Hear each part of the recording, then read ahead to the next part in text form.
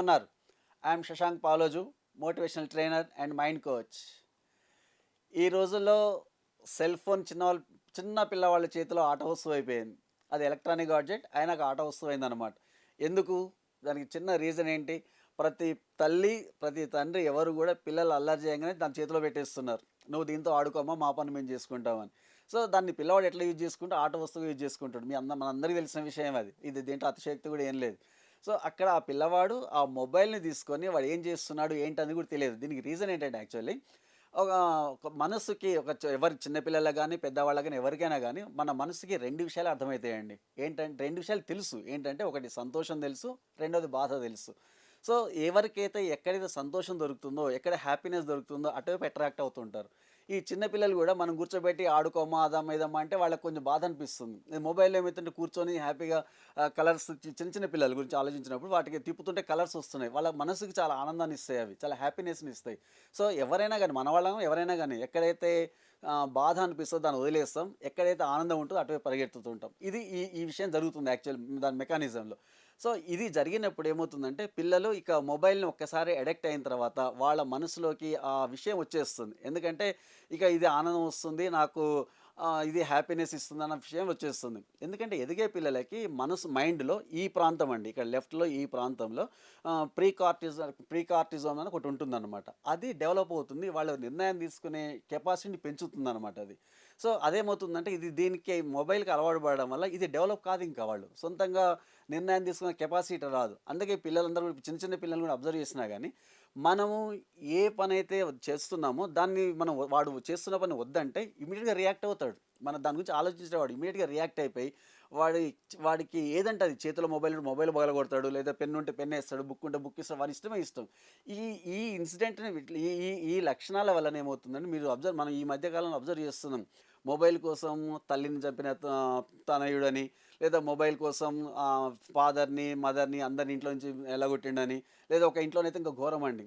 బయటకొచ్చేసి తలుపు పెట్టేసి నిన్ను కాల్చేస్తా ఇల్లు కాల్చేస్తా అని కూర్చున్నాడు మొబైల్ ఇయ్యకపోతే. సో, ఇట్లాంటి కండిషన్స్ అని కూడా జరుగుతున్నాయి. దీనికంటే అదే రీజన్ అనమాట. వాడికి ఆలోచించే కెపాసిటీ, ఆలోచించే శక్తిని మనం ఇవ్వడం లేదు.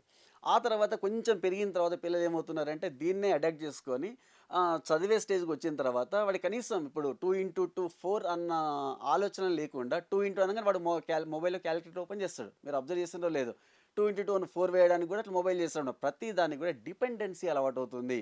ఈ డిపెండెన్సీ వల్ల ఏమవుతుందో వాడు సొంత నిర్ణయాలు తీసుకోలేడు. వాడి జీవితంలో చిన్న చిన్న కష్టాలొచ్చినా, చిన్న చిన్న ప్రాబ్లమ్స్ ఎదుర్కోలేని పరిస్థితి వస్తుంది. దానికి చిన్న రీజన్ ఏముంటుందంటే పిల్లవాడు స్కూల్ నుంచి వచ్చిన తర్వాత మామూలుగా వాళ్ళు తల్లిదండ్రులు ఏం చేయాలంటే యాక్చువల్లీ వాడిని 10 నిమిషాలో లేదా హాఫ్ అన్ అవరో టైం ఇచ్చేసి, ఆ రోజు జరిగిన విషయాలేంటి వాడితో మనం పంచుకున్నట్లయితే, వాడు నాకు పంచుకోవడానికి ఒకళ్ళున్నారులే అన్న ఫీలింగ్ వాడికొచ్చేస్తుంది. వాడు ఆ విషయం మొబైల్ జోలికే వెళ్ళాడు. అదే కాకుండా పిల్లవాడు రాగానే వాడి చేతిలో మొబైల్ ఉంటుంది. వాళ్ళకి అమ్మ, నాన్న కూర్చుంటారు, టీవీ చూస్తుంటారు. అంటే వాళ్ళ ఎంజాయ్‌మెంట్ వాళ్ళు చూసుకున్నప్పుడు పిల్లాడికి ఒక డౌట్ వస్తుంది. అరే! మా వాళ్ళు వాళ్ళ ఎంజాయ్‌మెంట్ చూసుకుంటారు. నా ఎంజాయ్‌మెంట్ నేను చూసుకోవద్దా? అనే ఒక ఫీలింగ్ వచ్చేసి వాడు మొబైల్ తీసుకుంటున్నాడు. దాన్ని మీరు కంట్రోల్ చేయగలిగినట్లయితే వాళ్ళు హ్యాపీగా వాడు అనుకున్నది హ్యాపీగా సాధించగలడు గూడా. దీనికోసం చిన్న ఎక్స్‌పెరిమెంట్ చేసి చూడండి. ఒక 21 డేస్ చేయండి సైంటిఫిక్‌గా. అది ప్రూవ్ అయింది గూడా. ఆ 21 డేస్ ఏం చేయాలంటే ప్రతిరోజు గూడా మార్నింగ్ గాని, మధ్యాహ్నం గాని మనకెట్లాగో కుదరదు. కానీ రాత్రిపూట మాత్రం ప్రతి తల్లిదండ్రి గూడా పిల్లల్ని కూర్చోబెట్టుకొని మొబైల్స్, టీవీలు ఇవేవి లేకుండా ఓన్లీ అందరూ కలిసి భోంచేయండి. ఒక 21 రోజులు చేసి చూడండి. మీ పిల్లవాడి మా మనస్తత్వంలో చాలా మార్పొస్తుంది. అట్ ద సేమ్ టైమ్ మీ ఫ్యామిలీ మెంబర్ల మధ్య గూడా చాలా ప్రేమ, ఆప్యాయత ఇవన్నీ గూడా డెవలప్ అవుతూ ఉంటాయండి. ఈ లోన్‌లీనెస్ అనేది పోతుంది. ఈ లోన్‌లీనెస్సే సర్వ రోగాలకు కారణం.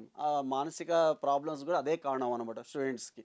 సో, దయచేసి పేరెంట్స్‌కి నేను చెప్తుందేంటంటే, మీరు పిల్లవాళ్ళకి సాధ్యమైనంత మొబైల్ ఇవ్వకండి. ఒకవేళ ఇవ్వాల్సొచ్చినా గానీ, బలవంతం చేయాల్సొచ్చినా ఒక పర్టిక్యులర్ టైం పెట్టండి. ఎవ్రీడే 10 మినిట్సా, 15 మినిట్సా లేదా హాఫ్ అన్ అవరా అంత టైం పెట్టండి. అంతకు మించి ఇవ్వకండి ఇంకా.